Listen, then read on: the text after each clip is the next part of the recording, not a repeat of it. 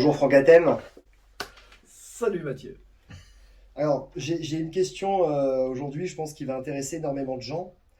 Pourquoi quelqu'un du 21e siècle devrait-il étudier et apprendre la métaphysique? Eh bien, s'il n'est pas du 21e siècle, il y aura du mal. Parce que la haute métaphysique, c'est quand même très différent de ce qui s'est fait jusque-là en métaphysique. Bon, d'accord. Bah, la métaphysique, à quoi ça peut servir? Ça sert à aller bien quand tout va mal. Ça sert à aller bien aussi quand tout va bien. Mais quand tout va mal, c'est plus difficile. Donc, hélas, j'en ai des exemples récents. On se tourne vers la compréhension, la recherche, etc. quand justement les choses vont mal, mais c'est trop tard. C'est pas que c'est trop tard définitivement, c'est mieux que pas, mais il vaut mieux s'y prendre à l'avance, parce que c'est en faisant de la métaphysique quand tout va bien que le jour où ça va mal, eh ben ça passe mieux. Et c'est quand même notre but, c'est quand même toujours d'être mieux, d'être heureux, d'être bien, etc. C'est pas. On se pose des questions, c'est parce qu'on a envie de s'apaiser. On cherche une paix mentale, une paix au niveau de ce que je fais là, qui je suis, etc. C'est vrai que c'est très difficile de mener sa vie quand on sait ni pourquoi on est là, ni comment, ni qu'est-ce que ça veut dire tout ça.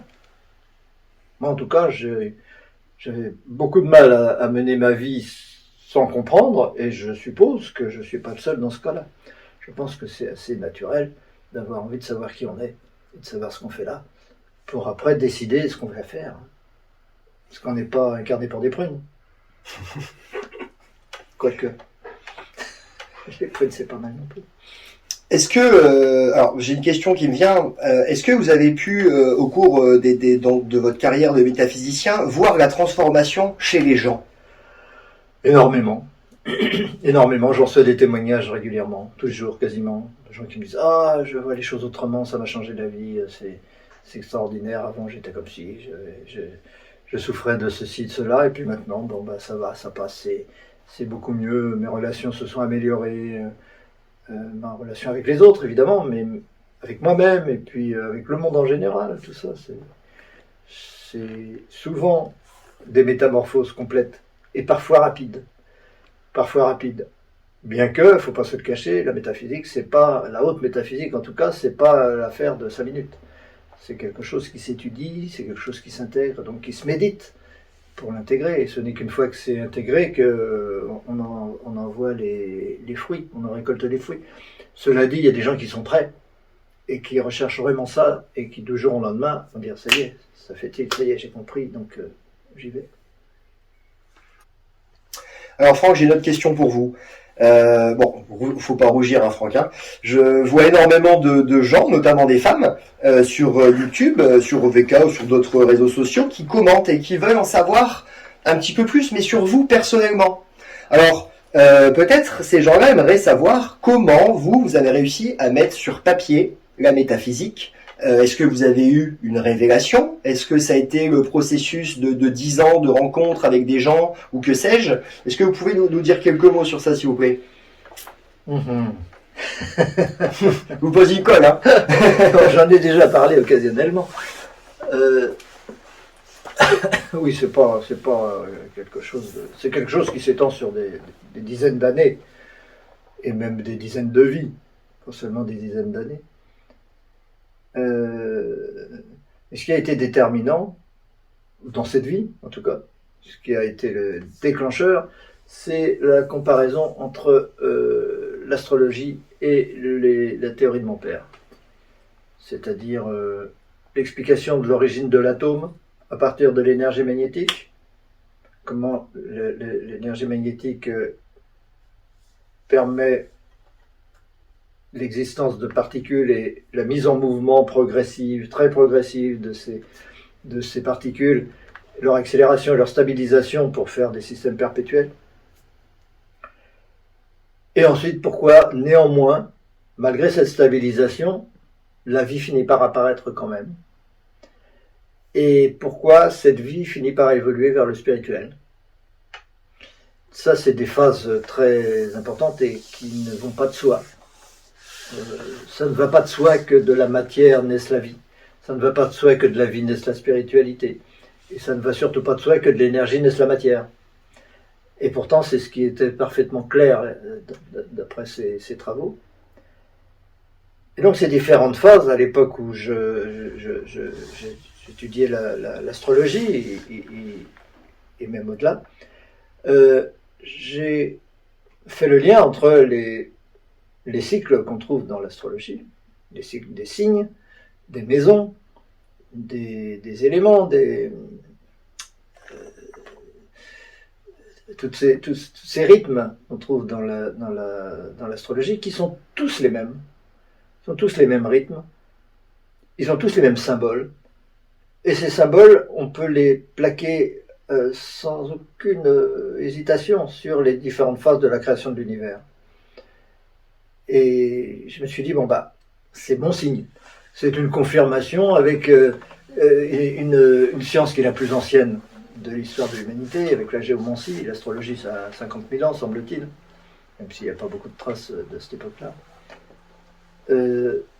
Cette astrologie, qui est la plus ancienne des sciences, et qui a tenu bon jusqu'aujourd'hui, parce qu'on n'a pas changé les signes spécialement depuis cette époque. Donc il y a quelque chose de vrai, évidemment. On ne va pas s'imaginer que ce qui transcende les générations depuis des milliers d'années serait faux. Ça n'a pas de sens. Pour moi, ça n'a pas de sens. L'intuition des humains est toujours la même, et s'il y a quelque chose de commun dans l'intuition de l'humanité, dans l'intuition de tous les individus de l'humanité, et que cette intuition s'impose tout le temps, s'impose perpétuellement, il faut en tenir compte. On ne va pas s'imaginer que c'est une lubie, une vue de l'esprit ou n'importe quoi. Ce qu'on fait généralement en science d'ailleurs, puisque en science on a vite fait de balayer tout ce qui est ancien. En disant ça c'est des vieilles lunes, c'est des histoires de grand-mère, comme se soigner par les plantes, etc. Tout ça. Alors que si ça résiste au siècle, c'est bien parce que c'est vrai, parce que ça fonctionne. Et bien, donc je me suis dit, l'astrologie confirme ce que dit mon père. J'ai trouvé ça bien. Et comme les phases de cette création sont assez claires, sont même très claires, et correspondent bien aux symboles successifs de ces signes, de ces maisons, je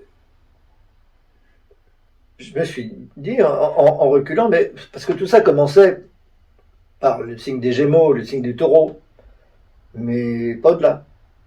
Donc Taureau c'était assez clair, Gémeaux c'était très clair, Cancer c'est très clair, c'est la matière, Gémeaux c'est l'énergie. Ok. L'énergie avec tout le mouvement, toute la communication, tous les échanges, etc. Le Cancer c'est la matérialisation, c'est-à-dire le temps, c'est le mouvement qui s'imprime dans le temps, qui évidemment un mouvement il ne peut pas être dans le temps, sinon c'est pas un mouvement. Et puis le signe du lion qui représentait la naissance de la vie, le dépassement de l'équilibre atomique, comme disait mon père, et le sixième signe, qui correspond à la Vierge et au Poisson, qui est lui, purement spirituel, qui est vraiment le service d'un côté et la réalisation de l'autre, qui veut bien dire que la spiritualité repose sur le service. Et ça, c'est une vérité. C'est pas quelque chose, c'est pas une supposition, c'est pas quelque chose sur lequel on doit s'interroger. C'est comme ça, puisque depuis 50 000 ans, on dit la même chose sans le savoir. On l'exprime avec des symboles, etc. Ces symboles sont forcément justes. Et donc, la spiritualité repose sur le service, tout comme la vie commence par le dépassement de l'équilibre atomique, c'est-à-dire l'affirmation de quelque chose qui sort du cadre et qui se retrouve dans le signe du Verseau au niveau de la liberté, d'explosion de la liberté, de la création et de la créativité. Et ainsi de suite, avec tous les signes, on peut faire ça. Mais ça commençait quand même par le Taureau, disons, la dualité. Puisque quand on en parlait avec mon père, c'était clair qu'il y avait cette dualité magnétique, attraction-répulsion, qui permettait d'engendrer tout ça. Et je me disais, mais alors le bélier, c'est quoi?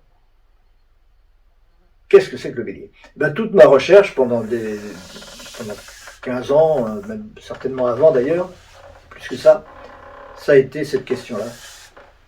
Qu'est-ce que c'est que le signe du bélier? Quel est ce jaillissement? Il y en a qui croiraient à un Big Bang ou à un Fiat Lux de Dieu ou des choses comme ça. Mais c'est vrai que c'est le même symbole. Maintenant, quel est-il réellement? Puisqu'on sait que le deuxième signe, c'est la dualité magnétique, qui n'est pas encore magnétique, elle est magnétique avec le Gémeaux. C'est-à-dire qu'il y a communication, il y a échange. Le taureau, c'est purement la dualité. La dualité qui fait qu'un taureau est toujours dépendant du monde extérieur. Il a besoin de sa famille, sa maison, son territoire, etc. C'est vital. Et donc, qu'est-ce qu'il y a avant cette dualité? Il ne peut y avoir que rien, puisque la dualité, c'est l'opposition de deux principes qui s'opposent, qui s'annulent. Donc il doit y avoir rien avant. Mais le bélier, c'est pas rien. Donc comment faire le lien? Et donc j'ai beaucoup médité, retourné toutes ces histoires-là pour essayer de comprendre quelle était la dualité du bélier. En quoi consiste? Quel était le jaillissement qui permet de faire que le néant, évidemment, engendre la dualité, ou est une dualité, plus exactement. Puisque, vu que les deux principes de base de l'être s'annulent, évidemment, c'est le néant lui-même. Comme le Tao, c'est Yin et Yang. Yin et Yang s'annulent, le Tao, c'est le néant. On dit le Tao, c'est pas le néant, c'est tout, c'est l'énergie, c'est Dieu, c'est tout ça. Le Tao, c'est le néant. Il n'y a pas à tourner autour du pot. C'est ceux qui ne veulent pas, qui refusent ce genre de choses d'un point de vue psychologique, qui ne peuvent pas admettre des choses comme ça. Donc, qu'est-ce qui est dans le néant engendre la dualité? Pourquoi le néant est une dualité? C'est pas même pas pourquoi la dualité sort du néant, elle ne sort pas du néant. C'est une dualité. En quoi est-ce une dualité? Puisque tous ces signes ne sont pas en fait, sont des choses. Les trois premiers signes, en tout cas, c'est instantané. C'est dans l'instant présent que ça se passe. C'est pas une fois l'un, ensuite le suivant, ensuite le troisième. Non, c'est ensemble. Ça naît instantanément.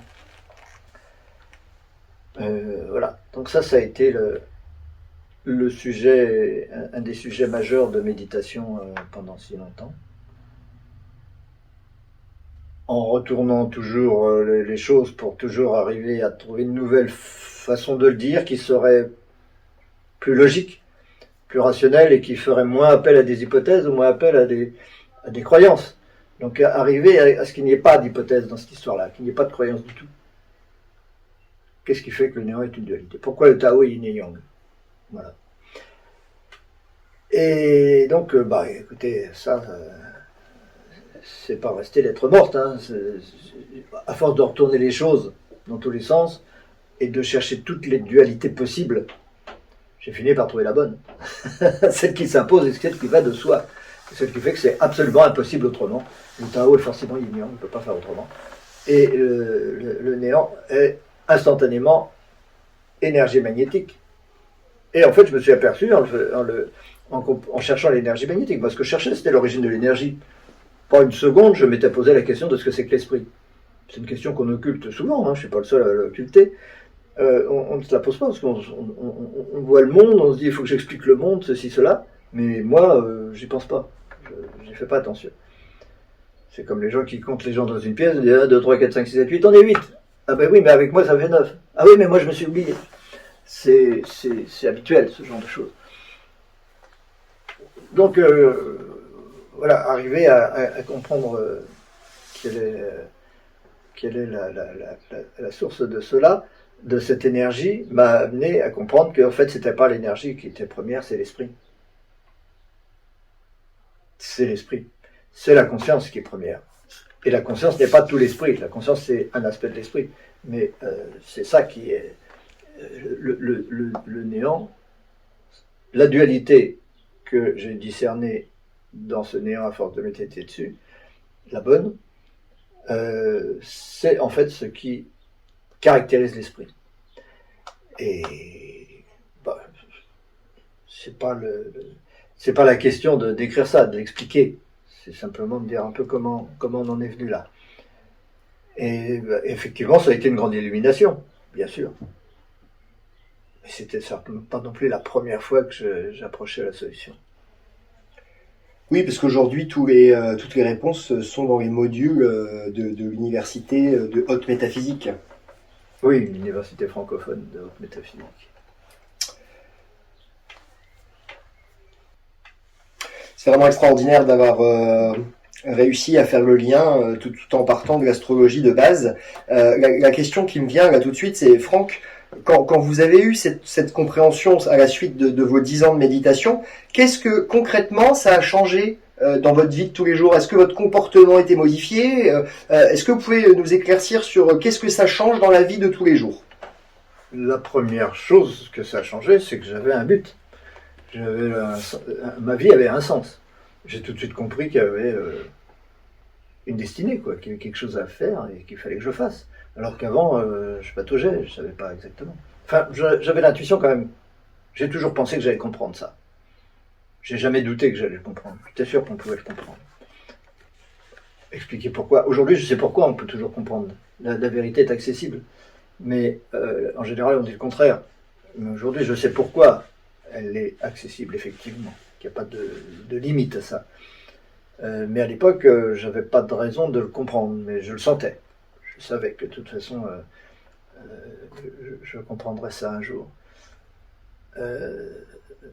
Et une fois que c'était là, ça a été un soulagement. C'était un soulagement parce que je me suis dit, oui, voilà, ça vaut la peine de vivre. La vie a un sens, la vie a une réalité, j'ai quelque chose à faire sur cette planète. Je ne suis pas sur cette planète par hasard. Et donc, tout devenait simple, en fait. Parce qu'il n'y a plus qu'à suivre les pointillés. La vie n'est compliquée que pour celui qui ne sait pas d'où il vient, où il va. Là, la vie, elle est extrêmement compliquée. Sinon, elle est extrêmement simple. Et donc, ça a été... C'est vraiment le bénéfice premier. Ensuite, toutes les conséquences de cette compréhension de l'esprit, qui sont l'unité entre moi et l'univers, et mon univers personnel. L'univers que je vis est une partie de moi. La réalité de mon corps, c'est mon univers. C'est pas ça mon corps, c'est l'univers. Les deux sont absolument inséparables. C'est ce que les gens qui font de la méditation aussi ressentent comme étant l'unité. L'unité entre soi et l'univers. En réalité, c'est avec soi et le monde. Ça devient incontournable. Et comme c'est incontournable, on ne peut plus se comporter de la même façon. Et on a un autre regard sur tous ceux qui n'ont pas compris. En disant, mais c'est normal qu'ils se comportent comme ça, ils n'ont pas compris. S'ils avaient compris, ils ne se comporteraient pas comme ça. Ils n'exploiteraient pas les animaux, ils n'exploiteraient pas la planète, ils ne se sentiraient pas en concurrence les uns avec les autres, ils ne seraient pas toujours en train de se culpabiliser pour leur passé ou pour autre chose. Ça change tout. Évidemment, ça change tout. Parce que tout prend un sens. Tout est éclairé. Tout ce qu'on a vécu avant, on sait que c'était nécessaire pour arriver là où on est. Et donc tout ce qui va venir après, on sait que c'est nécessaire pour aller vers le but, puisque tout est but. Tout est ce but. Donc il y a une confiance qui s'installe. Une confiance, une sécurité qui s'installe.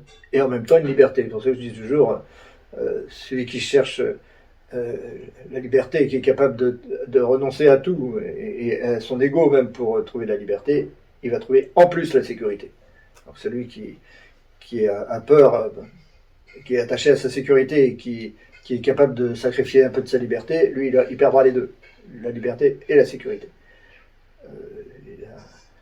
Le président des États-Unis, des premières époques, qui disait quelque chose de semblable. Mais c'est très important parce que c'est un sentiment de liberté et de sécurité en même temps, de certitude, donc de paix, évidemment. C'est comme si on s'affranchissait finalement de énormément de barrières. Mais il n'y a plus de barrières, toutes sont nécessaires toutes les barrières sont des outils que j'utilise pour manifester et exprimer ma liberté. Et pour la liberté qui ne s'exprime que, en fait, dans l'amour. Parce que si on n'est pas dans l'amour, on n'est pas libre, en fait. On pourrait croire le contraire, mais pas du tout. Celui qui est libre, celui qui sait qui il est, il ne peut pas faire autrement. C'est inévitable. Donc ça aussi, c'est une des conséquences naturelles. Hein. Quand on a ce sentiment d'unité, on ne peut que vouloir le bien et la paix autour de soi et élever les vibrations autour de soi. Sinon, c'est qu'on n'a pas compris. Et voilà. Donc les autres, ceux qui veulent le pouvoir, ceux qui veulent contrôler, ceux qui veulent... c'est rien compris. C'est triste pour eux. Donc il faut les aider à comprendre. C'est la meilleure solution. Alors ça me fait penser à ceux qui ont eu connaissance de Bernard Quentin, c'est-à-dire l'homme qui vous a précédé. Il disait déjà il y a 50 ans, est-ce que la métaphysique sera le pont entre la science, bon à l'époque il disait la religion, aujourd'hui j'ai plus envie de vous demander, est-ce que la métaphysique aujourd'hui est devenue le pont entre la philosophie et la science? La science et la spiritualité, on dit souvent. Mais ça a toujours eu vocation à l'être. Parce que la métaphysique, dans la mesure où elle n'est pas religieuse, ce qui est rare, puisque la plupart des métaphysiques qu'on connaît et qu'on a utilisées se référaient à Dieu au bout du compte, y compris celles qu'utilisait Bernard Quentin.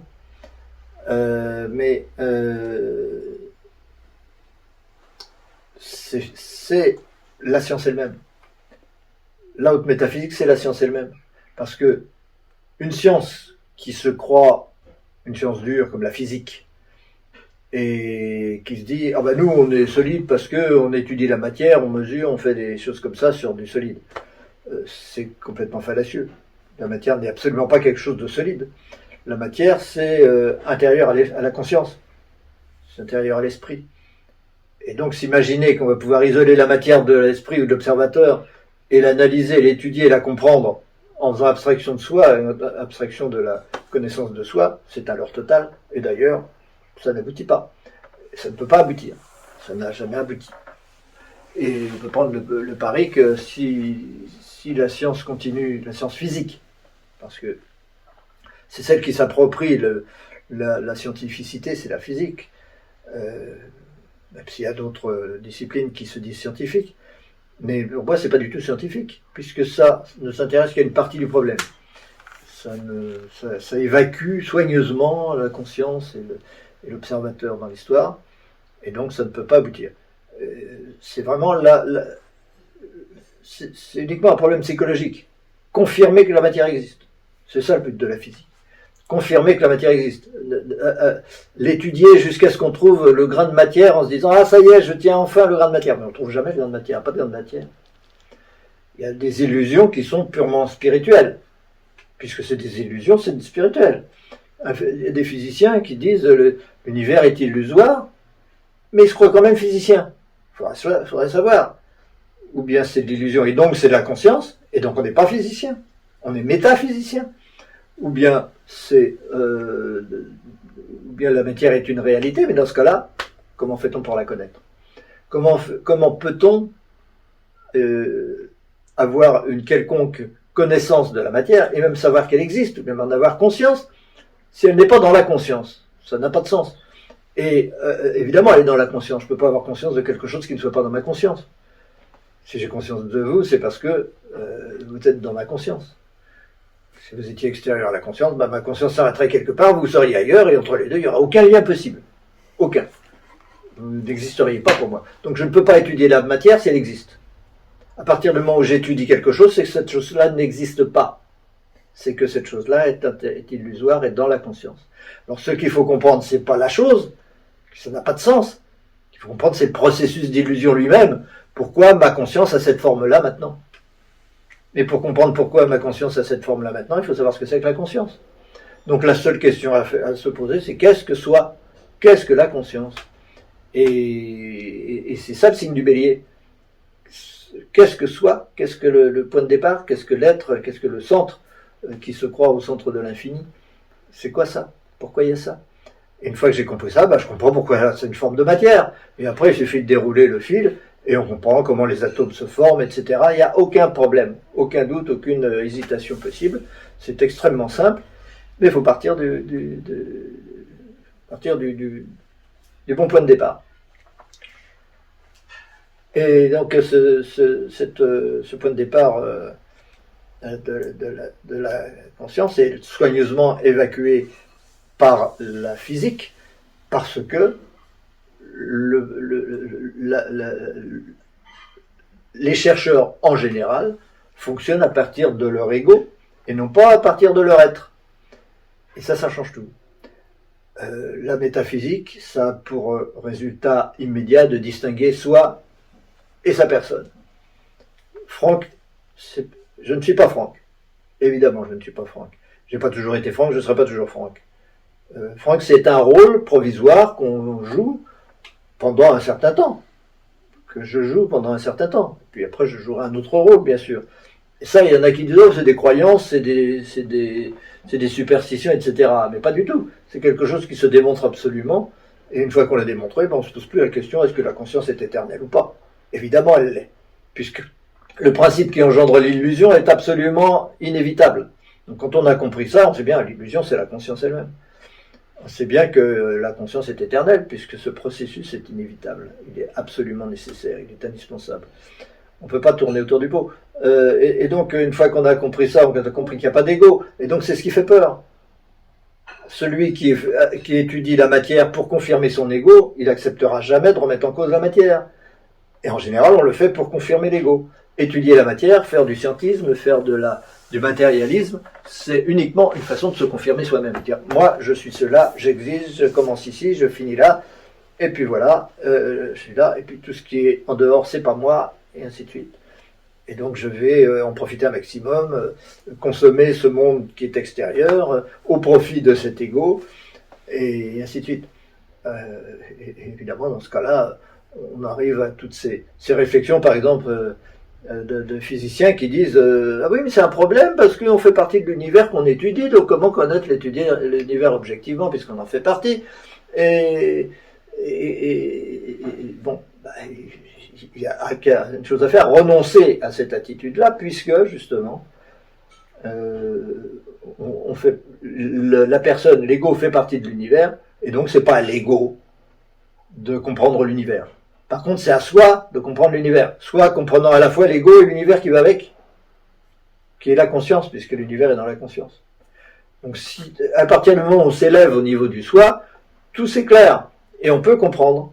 Et l'univers, dans sa forme atomique, les planètes, les étoiles, tout ce que vous voulez, la vie, la mort, et ainsi de suite, tout cela devient très très clair, mais à condition de s'élever, non pas au niveau psychologique, qui est celui du chercheur en général, mais au niveau spirituel, qui est celui du supramental, qui est celui de la connaissance de soi, et qui ne peut pas, qui ne souffre pas que l'on s'identifie à son corps.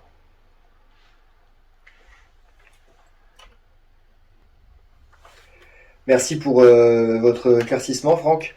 Je voudrais mettre à mal un conditionnement qui poursuit nombre d'entre nous.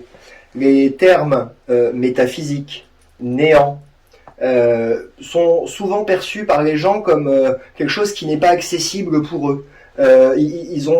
J'ai l'impression, en tout cas par rapport à ce que je vois sur Internet, que les gens ont l'impression que étudier la haute métaphysique est réservé à une élite, c'est réservé à ceux qui ont déjà étudié la physique avant. Alors que étudiant moi-même la métaphysique, la haute métaphysique, je peux affirmer que c'est totalement faux, mais est-ce que vous pouvez nous expliquer pourquoi il ne faut pas avoir peur des termes néant et des termes haute métaphysique, et est-ce accessible à tous? Évidemment, c'est accessible à tous, mais c'est tout à fait normal d'avoir peur de ça. C'est juste une peur psychologique qui passera. Il y a toujours un moment dans notre évolution où on accepte de comprendre. On est fait pour ça. Ça fait partie de l'évolution naturelle. Quand on a compris le but de tout ça, on sait qu'on va y passer. Il y aura un moment où on abandonnera son ego en tant qu'identification. On ne s'identifiera plus à son ego et on commencera à voir les choses clairement. C'est inévitable. Donc on peut avoir peur, tant pis, c'est pas grave. on perd du temps en quelque sorte, mais on a tout notre temps. Et de toute façon, si le jour où on comprend, c'est parce qu'à une autre époque, on n'a pas compris. Donc tout est juste, c'est pas un problème. En tout cas, chacun peut se rassurer. Là où est la conscience, là est la totalité de la connaissance. Parce qu'il n'y a que la conscience. Donc il n'y a pas à se poser la question. Dans la mesure où je me limite à la croyance que je suis une personne, évidemment je limite en même temps ma capacité de comprendre. Je m'interdis de comprendre. Parce que je veux m'accrocher à ce corps et à cette personne. Mais si je comprends qui je suis, alors là, je ne me pose plus la question. Évidemment, on peut comprendre. Qui d'autre le pourrait?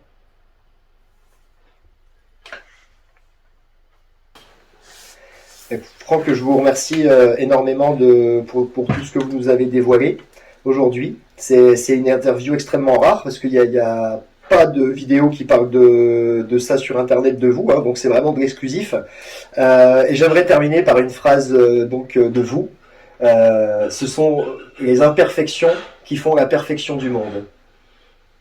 Je trouve cette phrase absolument magnifique et qui nous permet de, peu importe ce que nous avons fait dans le passé, qu'on le considère comme bien ou comme mal, là aujourd'hui on est dans l'instant présent et on sait que toutes ces imperfections font la perfection du tout. Ça nous permet de se sentir mieux. Merci Franck. Ben oui, et moi aussi je me sentais mieux grâce à ça, c'est vrai. Malgré toutes les imperfections de Franck. Pas les miennes. La conscience est multiple, on ne sait plus à qui on s'adresse.